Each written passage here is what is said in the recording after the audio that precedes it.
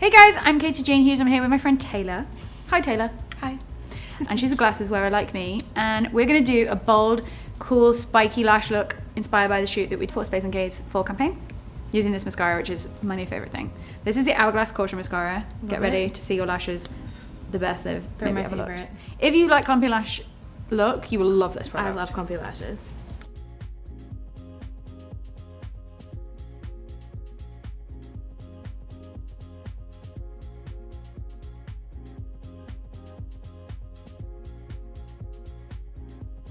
And I always use this for makeup artists out there, like use the back of your nail as like almost like a guard. I like lift the eyelid in different places to really optimize the space of the lid.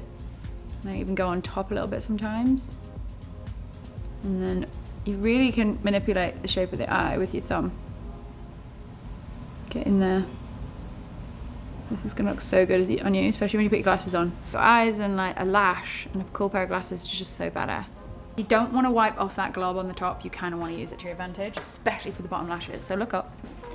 I'm gonna literally touch the lid, the lash line, sorry, and sweep it through. And I want to coat every single lash with a lot of product. That's the objective here.